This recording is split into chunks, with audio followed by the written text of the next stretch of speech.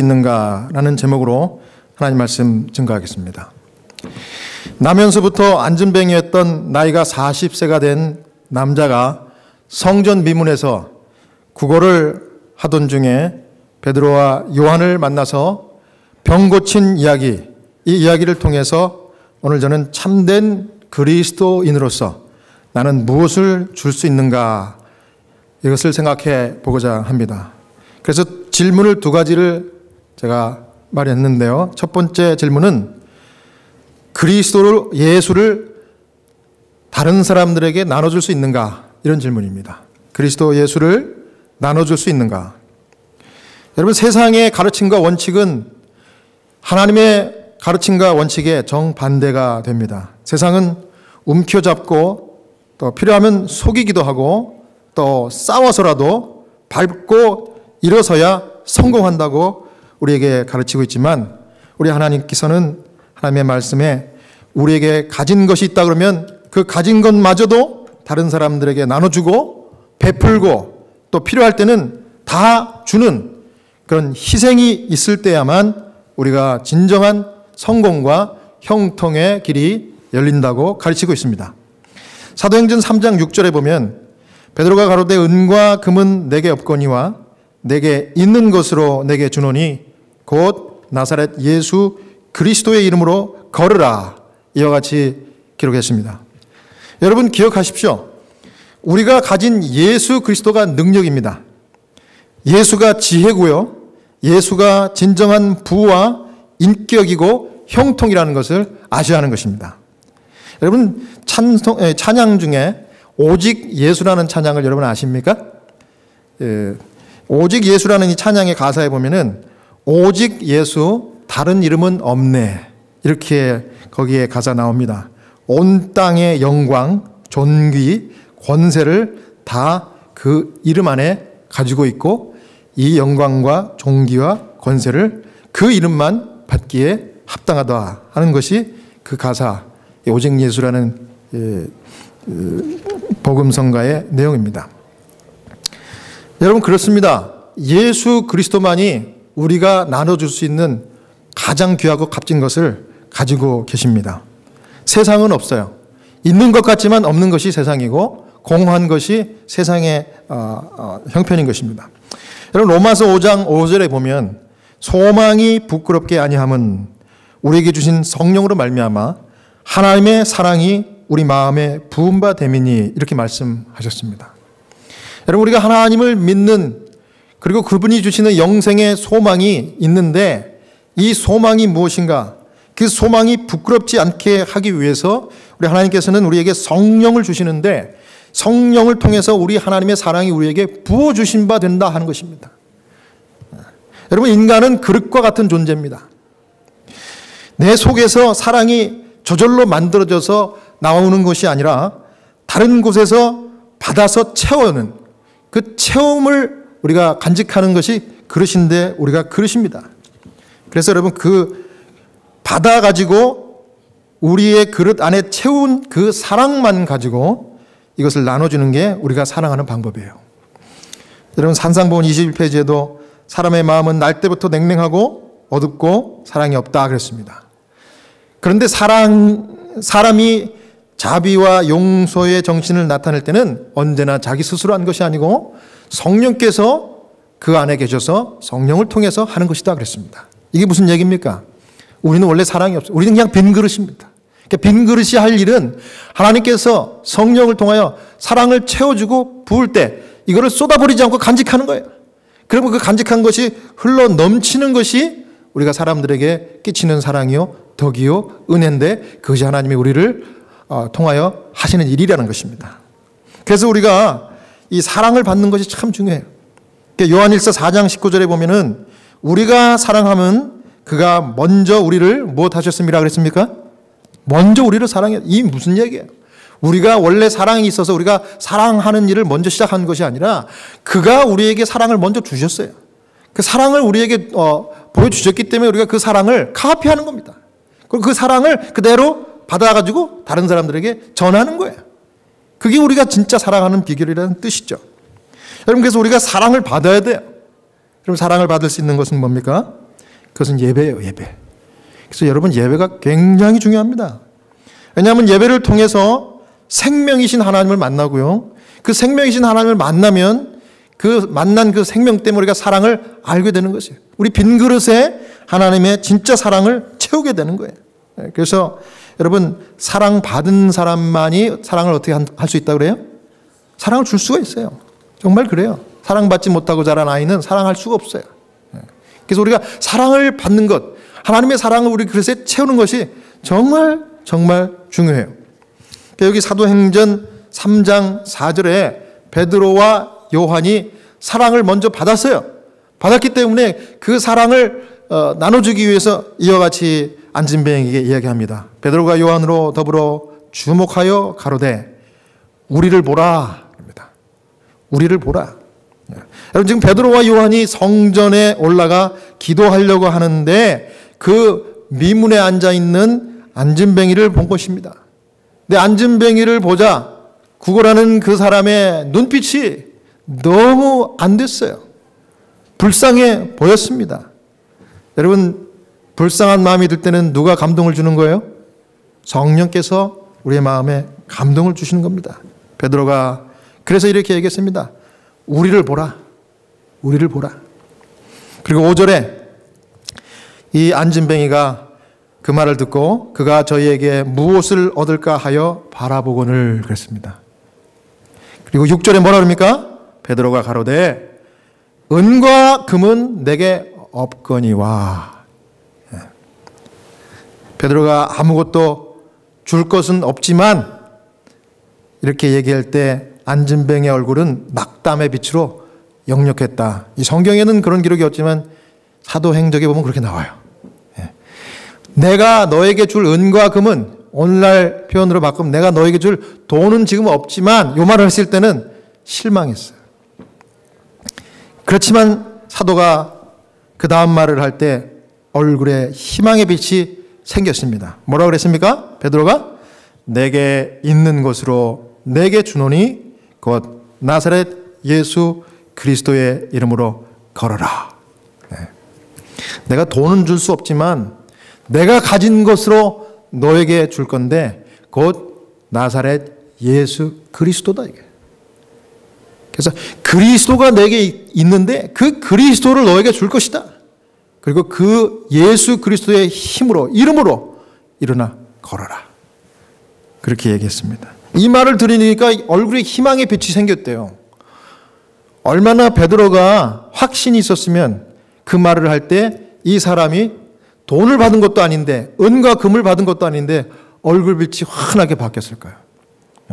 여러분, 우리가 대화를 하다 보면 에너지를 주고받아요. 그래서 긍정의 대화를 하면 긍정의 에너지가 전달되는 것입니다. 생명의 대화를 하면 생명의 에너지가 눈빛과 얼굴 표정과 음성을 통해 가지고 상대방에게 전달돼요. 나쁜 에너지로 악한 말을 하고 저주를 하면 악한 에너지가 전달되는 것입니다. 그래서 이 말에 힘이 있어요. 베드로에게 생명의 주님 그리스도가 있었기 때문에 자신이 뭐라 그럽니까? 내게 있는 그리스도를 전한다는 거예요. 내게 있는 그리스도. 그리고 7절에 뭐라 그럽니까? 오른손을 잡아 일으키니 발과 발목이 곧 힘을 얻고. 여러분, 없지만 예수님이 있다. 일어나 걸으라 하니까 거기서 희망이 생겼어요. 그런데 이 안진뱅이는 40년 동안 나면서부터 안진뱅이니까 이제까지 한 번도 걸은 적이 있습니까? 없습니까? 없어요. 걷는 사람도 보고 뛰는 사람도 봤겠지만 자기가 직접 걷고 뛰어본 적은 한 번도 없어요. 그렇기 때문에 일어나 걸어라 이렇게 말했을 때 이 사람이 어떤 생각을 했을까요? 걸어보지를 않았기 때문에 어떻게 해야 될지를 모르고 또 자신도 없고 또 걷고는 싶고 이 만감이 교차했을 거예요. 사람이 만감이 교차하면 행동을 쉽게 옮길 수 있습니까? 없습니까? 생각이 많으면 결정을 못하기 때문에 금방 행동을 옮길 수가 없어요. 그럴 때 중요한 행동을 하는데 베드로가 어떻게 하는 겁니까? 오른손을 잡아 뭐하니? 일으켰다 그랬어요. 일으켰다 그랬습니다. 그랬더니 곧 발과 발목이 곧 힘을 얻고, 다른 사복음서에는 발과 발목이 힘을 얻고 이런 말이 안 나와요. 누가만 의사였기 때문에 그 관찰하는 특별한 관찰력으로 기록을 한 겁니다.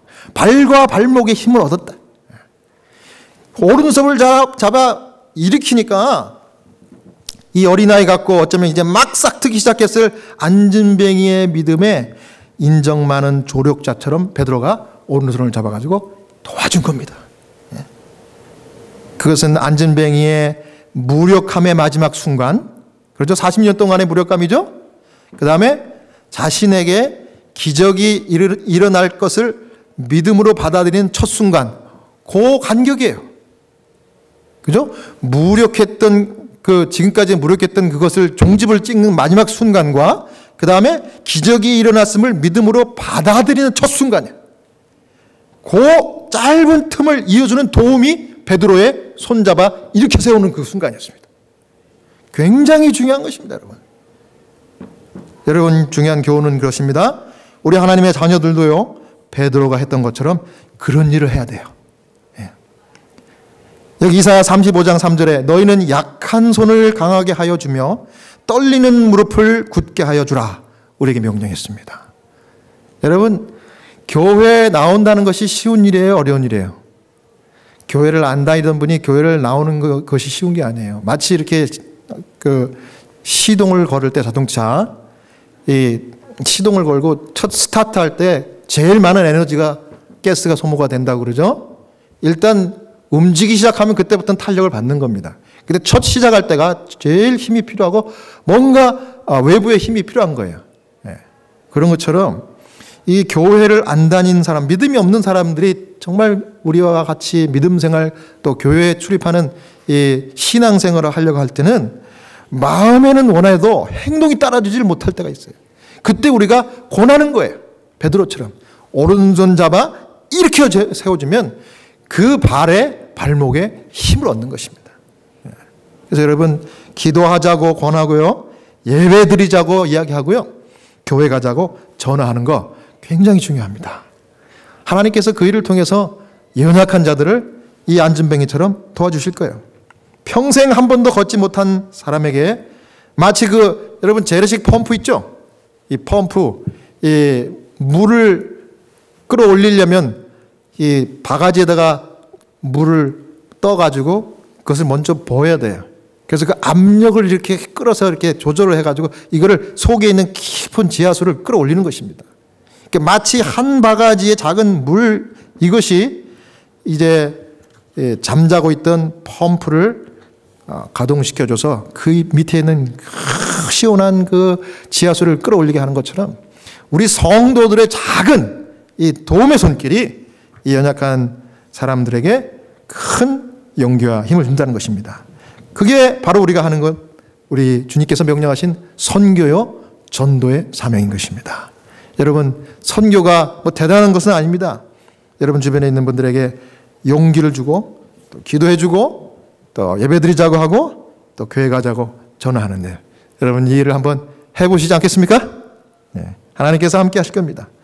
여러분, 여기 우리 교회 성경주석 6권의 154페이지에 이 베드로가 말한 그 말과 또 일으켜 세워준 이 행동에 대해서 강조를 하면서 이렇게 이야기를 했습니다. 이 위대한 사건 앞에서 그리스도인은 각자에게 나는 무엇을 줄 수 있는가라고 물어봐야 한다. 사람은 받지 않은 것을 줄 수 없으며 또 관대한 마음이 아니고는 진정으로 줄 수 없다. 그리스도를 소유하지 못하면 그리스도에게 속한 것을 나눠줄 수 없다. 그러나 그리스도를 소유하고 있으면 그분께 속한 것을 알 수 있고, 따라서 다른 이들에게 그분의 귀한 선물을 즉시 나눠줄 수 없을 것이다. 여러분, 그래서 우리가 그리스도를 소유하는 것이 제일 중요해요. 그 그리스도를 소유하면 우리가 감출 수가 없고요, 나눠줄 수밖에 없다는 것입니다. 우리가 너무 귀하고 좋기 때문에 주변에 있는 사랑하는 사람들에게 줄 수밖에 없다는 것입니다. 여러분, 그래서 예배를 통해서 주님의 어루만짐, 주님의 채워주심, 이런 것들을 잘 우리의 그릇에 담으면 일단은 건강한 모습이 되겠죠. 여러분, 우리 교회 성도들은 건강한 모습, 영적으로 육적으로 건강한 모습이 참 보기 좋아요. 이 건강한 모습이 우리 주변의 사람들에게 감동을 주는 겁니다. 자, 그래서 여러분들에게 가끔 이렇게 이야기할 때는 여러분들이 참 영적으로 살아있고 잘하고 있구나 이런 걸 좀 아시면 돼요.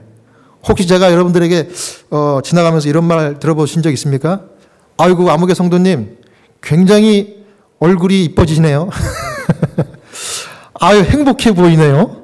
뭐 이런 말을 저는 좀 이렇게 심플한 캐릭터를 가졌기 때문에 제가 이렇게 상대방에게 좀 칭찬하는 말은 그냥 단도직입적으로 합니다. 그런데 여러분 괜히 하는 게 아니라 제가 느끼기 때문에 그렇게 얘기하는 거예요. 그래서 여러분 그거 참 좋은 거예요.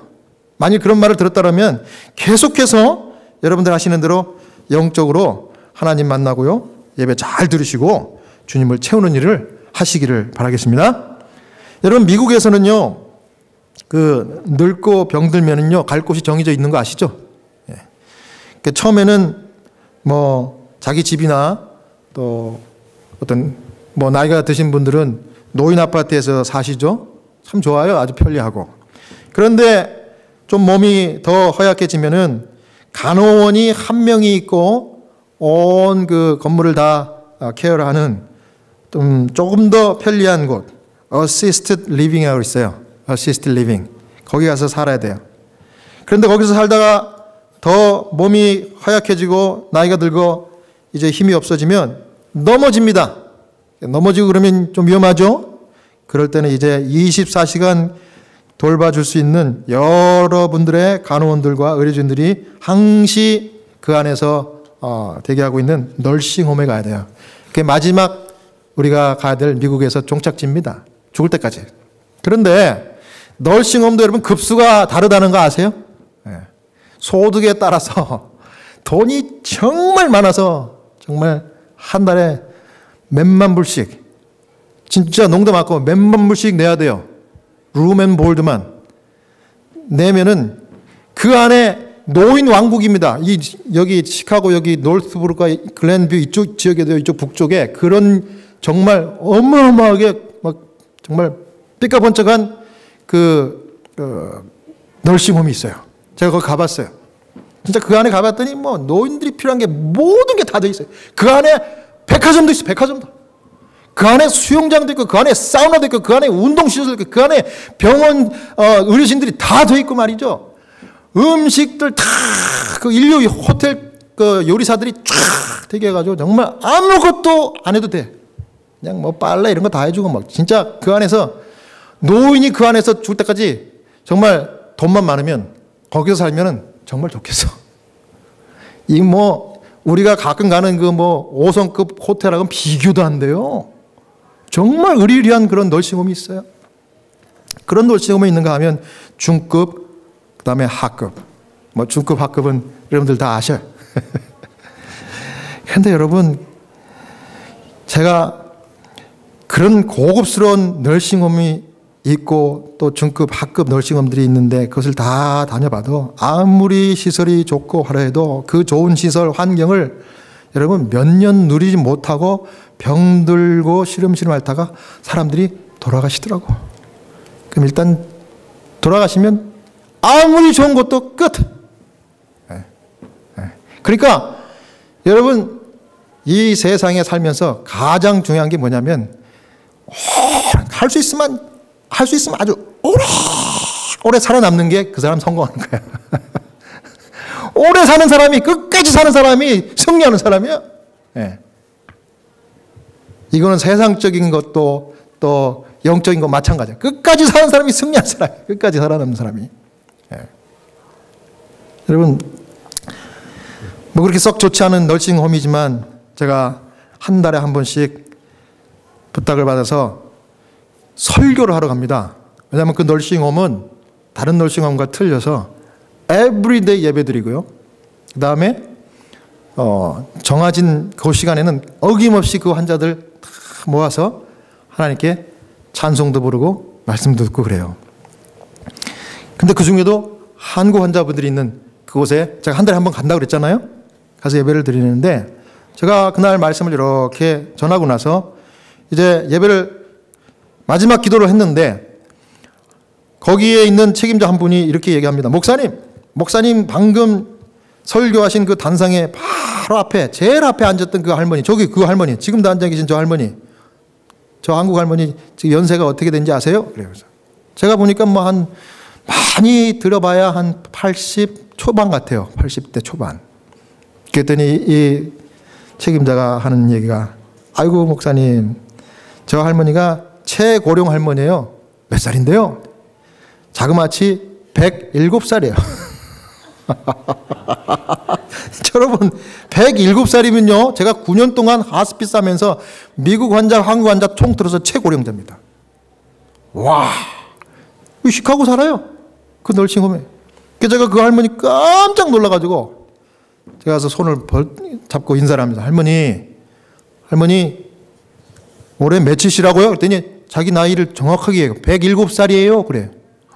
와, 할머니 어떻게 이렇게 오래 사세요? 할머니 여기 오신 지는 얼마 됐어요? 그랬더니 한 몇 년 됐대요. 꽤 오래됐대. 근데 할머니 어떻게 오셨어요? 그랬더니 그 옆에서 이제 그 책임자가 얘기해요. 아, 저 할머니는요 오래전에 여기 오실 때 그 자녀들이 여기 다 있는데 자녀들한테 나 널싱홈 갈 거야. 너네들 고생시키고 싶지 않으니까 걱정하지 마라. 널싱홈 가면 모든 게 다 있대. 그러니까 거기 갈 테니까 날 좀 보내줘. 그래갖고 어떻게 해서 널싱홈에 오래전에 오신 거예요.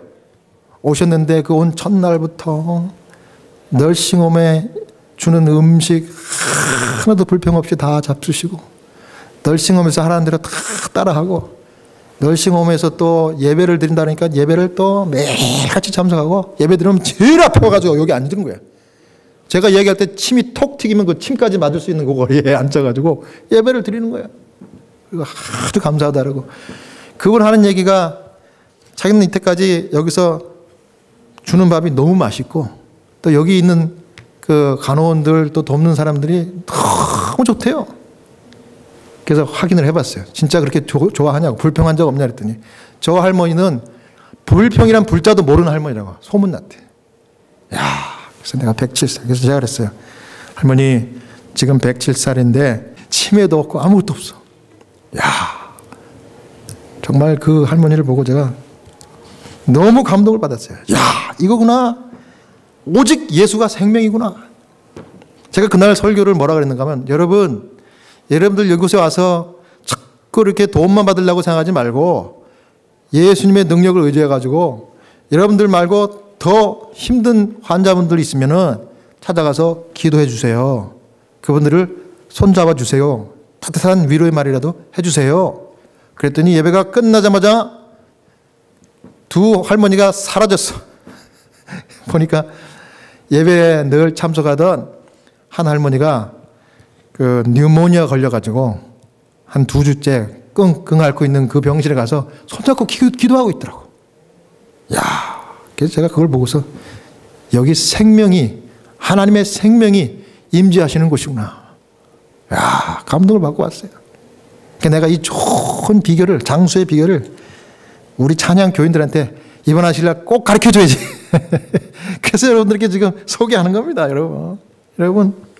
할렐루야 외쳐야 돼. 자, 두 번째는요, 기도해 줄 수 있는가? 이겁니다. 어떤 질문이에요?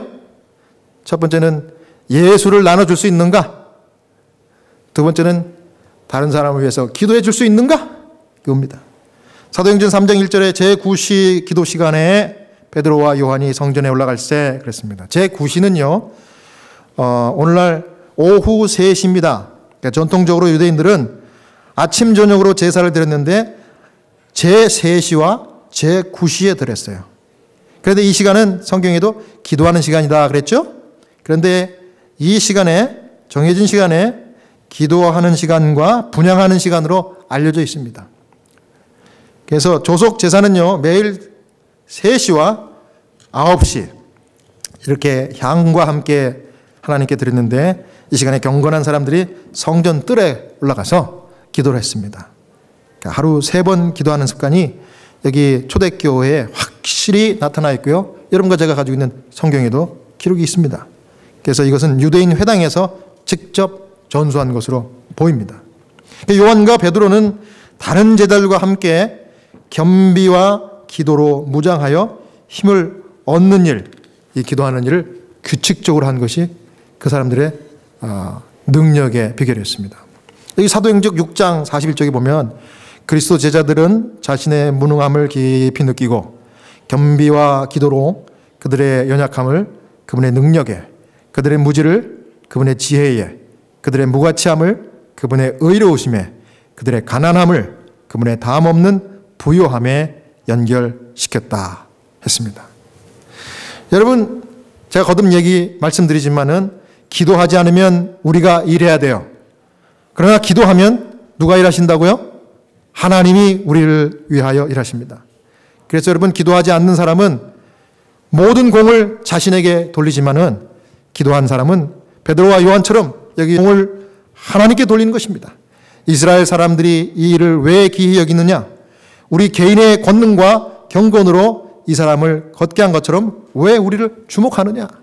베드로와 요한이 그렇게 이야기했습니다.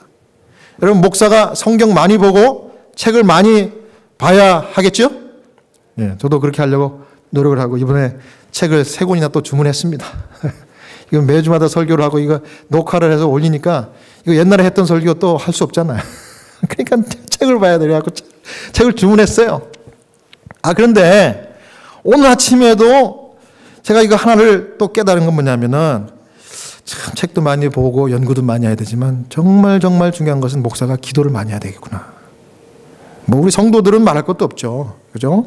근데 제가 이 기도를 할 때 우리 교회 성도님들을 한 분 한 분의 이름을 부르며 기도합니다. 여러분 좀 이렇게 용기를 가지시라고 제가 말씀드리는 거예요.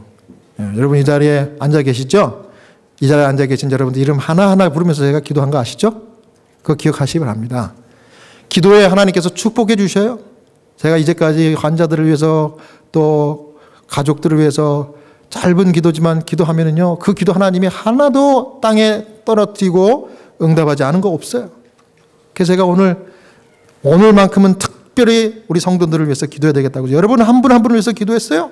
그런데 이상하게 그렇게 기도하고 나니까 말이죠, 아침에 마음이 차분해지는 거 있죠. 네. 그리고 막 감사하는 마음이 생기는 거예요. 그래서 아침에 식사를 하다가 제가 우리 집사람에게 얘기했어요. 이상하다. 오늘 내가 이렇게 우리 성도들 이름을 하나씩 부르면서 기도를 했는데 그 마음이 참 편안해지고 정말 감사한 마음이 생기더라고 이야기를 했어요. 아마 성령께서 임하셔서 그런 것 같아. 그런 얘기까지 제 집사람에게 했습니다. 여러분, 이제 저도 50이 이제 넘어가지고 말이죠. 이제 조금 있으면 이제 60도 되고 60 넘으면 뭐 총알같이 빨리 세월이 간다고 어르신들 그러잖아요. 그러다 보니까 이제 한 분, 두 분이 저에게 와서 이런 얘기를 해요. 롱텀 케어 인슈런스를 들어주시죠. 왜요? 미국에는 아시잖아요. 돈 없으면 죽을 때까지 참 고생하다 가는데 그래도 죽기 전까지 편안한 널싱홈에서 죽어야지. 롱텀 케어 보험 들면 좋아. 이러면서 이야기를 해요. 롱텀 케어 인슈런스를 보니까 한 달에 불입금이 엄청나게 비싸더라고. 비싸니까 나중에 혜택이 이렇게 좋겠죠. 참 많이 그런 얘기를 들을 때마다 참 저는 가진 것이 없고 또 아직 노후 대책이 없다는 생각에 막막하고 찹찹하고 그래요.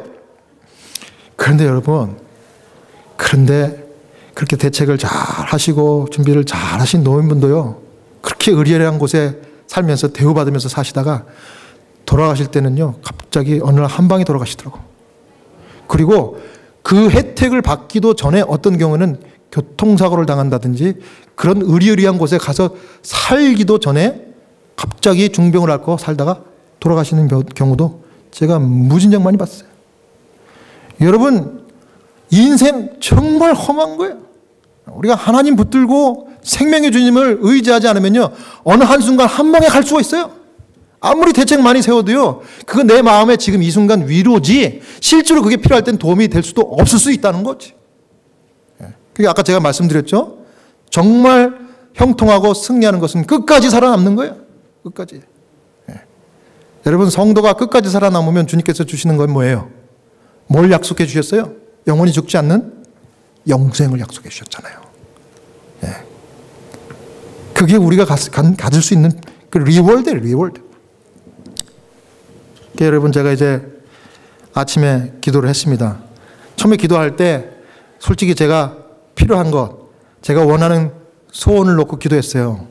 오늘은 좀 내 이 영적인 축복을 위해서 기도해야 되겠다고 해서 기도를 했어요. 그 두 가지를 놓고 기도했어요.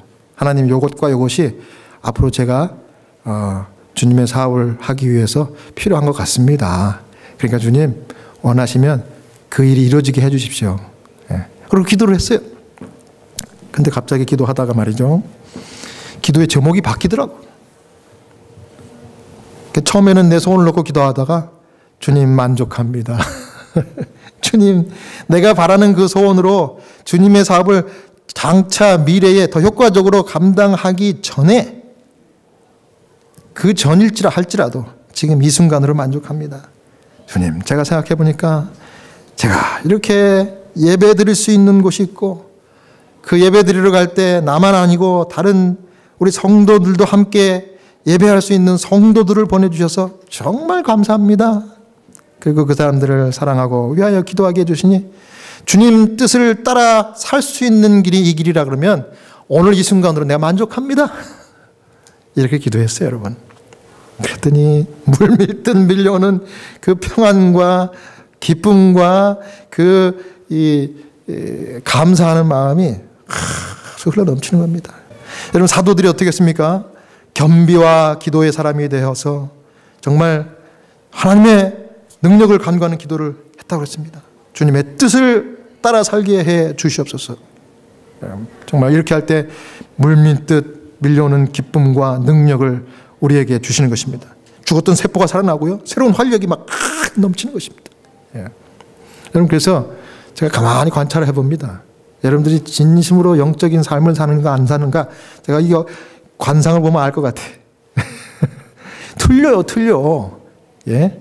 좀 속된 말로, 여러분, 예, 죄송합니다, 이런 표현 써. 때깔이 틀려.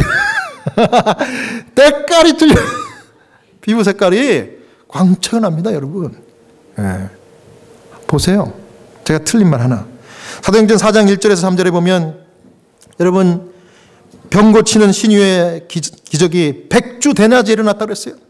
그래서 아무도 이것은 우연이라고 말할 수 없는 것이고 기적이라고 이야기할 수밖에 없는 일이 벌어진 거예요. 그랬더니 어떤 일이 벌어졌습니까? 그것을 지켜봤던 사람들이 다 마음을 고쳐먹고 회심합니다. 그리스도인이 되는 거예요. 사도들과 제자들의 가르침에 다 아멘하고 순종하는 것입니다. 이 광경을 보자 바리새인과 사두개인들이 자신의 영향력이 위협을 받게 될 것을 몹시 두려워했어요. 베드로와 요한을 잡아가지고 옥에 가둬버렸어요. 참 호사다마죠? 우리는 이런 일을 가르쳐서 우리가 어떻게 얘기합니까? 하나님 나라가 부흥하면 누구도 날뛰어요? 마귀도 부흥해요. 마귀도. 예. 여러분, 우리가 믿음의 신실한 삶을 살면은요, 우리가 마귀의 핍박을 받는 거예요. 예. 그래갖고 자신의 의로움에 만족했던 유대 교사들은 제자들이 성령의 지시를 따라 말하고 있다는 사실을 인정해야 되는데, 그 능력이 있음을 정말 보면서도 그 마음 가운데 이기심과 교만함이 그 믿음을 배척하는 것입니다. 그래갖고 그걸 거절했대, 거절. 그래서 기적을 보고 놀랐으면서도 마음을 더 굳게 닫고 제자들을 오히려 잡아가지고 옥에 가둬버린 거예요. 그리고 그들의 완고함은 그 일을 통해서 더 굳어졌어요. 더 굳어졌어요. 그들이 구원에서 끊어지기까지 성령이 주시는 양심의 가책, 이 호소를 막 짓눌러 버렸다고 사도행전 45페이지에 기록하고 있어요. 예. 그들은 불순종의 자녀들을 지배하는 악한 가마를 받아 하나님의 일꾼들을 학대했다. 학대. 야, 하나님의 일꾼들이 성령의 능력을 받아가지고 일을 하면요, 학대를 당하는 일이 생겨요. 예. 여러분, 혹시 주님을 위하여 충성을 다하다가 학대를 당한 적 있어요? 저는 학대를 당한 적 있어. 언제 누구에게 어떤 학대를 당했다고 말씀드리긴 곤란하지만, 제가 막 열심히 해가지고 전도를 해가지고 막 침례를 주고 사람들에게 막 희망을 주고 기도를 해주고 막 붕 일어나니까요. 누가 나한테 와가지고 따귀를 쫙 때리더라고. 따귀 맞아봤어요? 지금 생각하니까 그게 그때 믿음이 정말 좋았어요. 제가. 마귀가 시기질투하고 아주 분통이 나가지고 말이죠. 그냥 따귀를 친 따귀. 제가 그 따귀를 맞고요. 얼마나 충격을 받고 낙심을 했는지 몰라요. 목회고 뭐고 다 포기. 그 위기가 있었어요. 그런데 하나님께서 정말 훌륭한 동력자를 곁에 주셔가지고 제가 그때 포기하지 않았어요.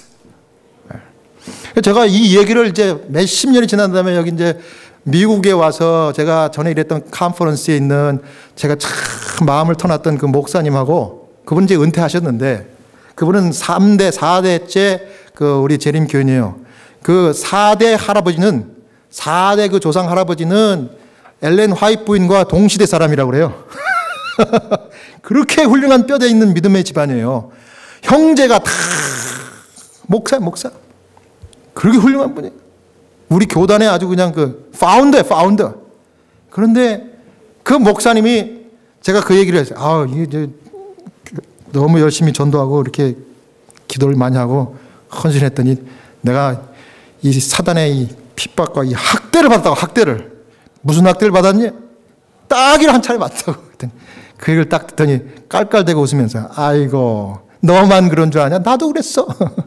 그게 무슨 소리 했더니 나는 그 일이 최근에 있었던 일인데 우리 교회에서 그분은 원로 목사님이었기 때문에 은퇴 직전이었기 때문에 얼마나 베테랑이에요. 베테랑. 설교도 잘하시고 믿음도 훌륭하고 인격도 좋아.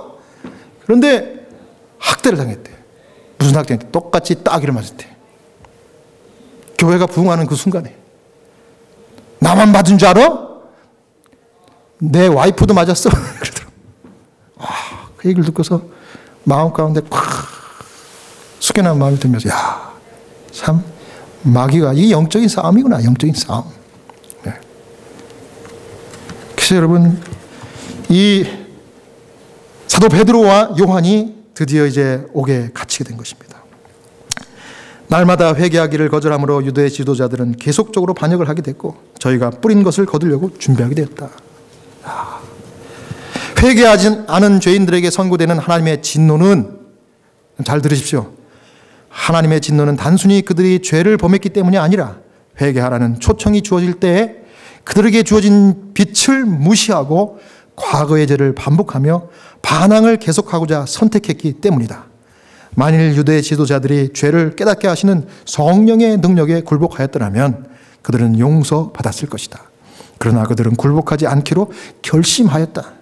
마찬가지로 죄인은 계속적인 반항으로 자신을 성령께서 감화하실 수 없는 위치에 처하게 한다. 여러분 제가 지난주에 요한계시록에 있는 말씀을 제가 소개를 하면서 하늘에 가면 셀 수 없는 구원받은 무리들이 거기 허다하게 있다고 그랬죠. 흰 옷을 입은 사람들이. 왜 그렇게 많을까요?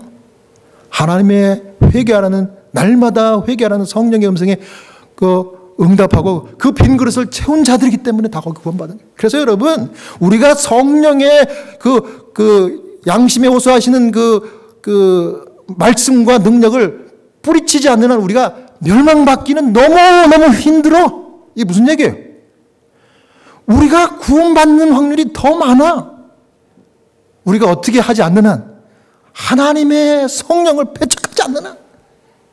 그런데 여러분 여기 그 바리새인과 사두개인들은 어떻게 했다고 했어요?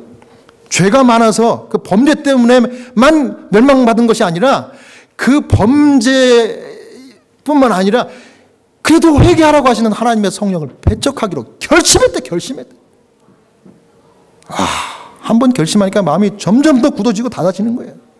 그러니까 눈앞에서 기적을 보고 사도들의 놀라운 그 역사를 보고 성령이 그 함께 하심을 보면서도 저 사역자 때문에 내 사역이 그림자가 생기지 않을까. 설교 좀 약하게 해. 이런 얘기를 하는 겁니다. 이 어리석은. 여러분 그럴 때 영적인 자극을 받아야죠. 그리고 하나님 내가 정말 죄인입니다. 내 마음을 활짝 열게 해주십시오. 내가 회개합니다. 그러면 다 구원받았을 거예요. 바리새인과 서기관들. 하늘에 가면 바리새인과 서기관들을 정말 많이 있었을 것 같아요. 그런데 여러분, 그들이 의도적으로 결심하면서 시기 질투로 자신들의 구원을 막은 거예요. 이 얼마나 사도들과 대조적인 모습이에요, 여러분. 여러분, 무슨 차이입니까? 겸비와 기도가 있고 없고의 차이입니다, 여러분. 하나님 앞에 주님, 저는 죄인입니다. 반대로 그들은 어떻게 했어요? 나는 자기의 의에 만족한 거예요. 여러분, 겸비와 기도는 날마다 회개하는 마음을 갖게 하는 것이에요. 날마다 하나님의 성령을 모시는 게 겸비와 기도의 길이에요. 이게 사는 길이고 이게 있어야 다른 사람들을 위해서 기도할 수 있는 겁니다, 여러분. 베드로와 요한이 갇혀있는 동안 또 다른 곳에서 다른 제자들이, 다른 유대인들이 어떤 일을 했을까요? 그 악한 감정을 품고 예수님까지 죽인 똑같은 당사자들이기 때문에 그 당사자들의 잔인성이 이 베드로와 요한에게 그대로 나타날까 염려한 형제들이 모여서 기도했다 그랬습니다. 기도했다. 사도행전 4장 23절에 기도했더니 드디어 어떻게 됐어요? 아무리 건수 잡아서 이 베드로와 요한을 심판하고 죽이려고 해도 건수도 없고, 더 무서운 거는 그 현장에 있었던 기적을 목격한 회심한 다른 사람들이 두려워서 할 수 없이 야단만 치고 석방시켜버렸어요. 근데 그 일이 언제 일어났는가 하면 다른 곳에서 같은 장소, 같은 시간 이 제자들이 석방되게 해달라고 간절히 기도했던 하나님의 백성들, 제자들이 기도한 그 결과로 그 일이 일어났어요. 그래서 석방이 됐습니다. 그래서 사도행전 4장 23절에 보니까 사도들이 석방되자 그들은 다른 남은 제자들을 찾아가가지고 왜 어떤 식으로 석방이 되었고 신문의 결과가 어떻게 일어났는지 다 이야기해줘서 그 얘기를 들은 사람들이 너무 기뻤어요. 기쁨이 매우 컸다 그랬어요. 기쁨이 너무 크니까 야, 우리가 하나님께서 기도 응답해 주셨구나. 여러분, 기도 응답 받으면 더 기도하고 싶잖아요. 그래갖고 더 열렬히 기도했다. 더 열렬히. 31절에 뭐라 그럽니까? 빌기를 다하며 모인 곳이 뭐하더니 진동하더니. 무리가 다 무엇이 충만하여? 성령이 충만하여 담대히 하나님 말씀을 전하니라. 할렐루야. 예. 놀라운 역사가 일어났어요. 그래서 사도행전 4장 33절에 보니까 사도들이 큰 권능으로 주 예수의 부활을 증거하니 무리가 큰 은혜를 얻었다. 그런 기록이 나옵니다. 사랑하는 여러분 정말 여러분들의 기도가 내 기도의 바운다리를 넘어서 또 우리 교회의 바운다리를 넘어서 정말 다른 사람들에게 미치고 이 커뮤니티에 도달하고 이 나라와 온 세계까지 미치는 정말 기도의 성도가 되시기를 주의 이름으로 축원합니다. 오늘 다른 사람들을 위해서 무엇을 나눠줄 수 있는가요? 여러분의 빈 그릇에 예수 그리스도의 사랑과 은혜를 가득 담아서 그분 안에 속한 모든 부와 지혜와 영광과 능력을 아낌없이 다른 사람들에게 나눠주고 매일매일 성령의 회개하라는 음성에 귀 기울여서 회개와 겸비와 정말 순종하는 마음으로 정말 기도의 성도가 될 때 주님을 붙들고 특별히 중보 기도로 다른 사람들을 지원하고 세워서 정말 구원의 역사, 정말 사도들처럼 제자들처럼 큰 권능을 받고 정말 그들이 모인 곳에 기도할 때 막 흔들리는 진동하는 역사가 일어나 성령 충만한 가운데 하나님의 말씀을 전파할 수 있는 여러분과 제가 되길 바라면서 오늘 말씀을 마치겠습니다.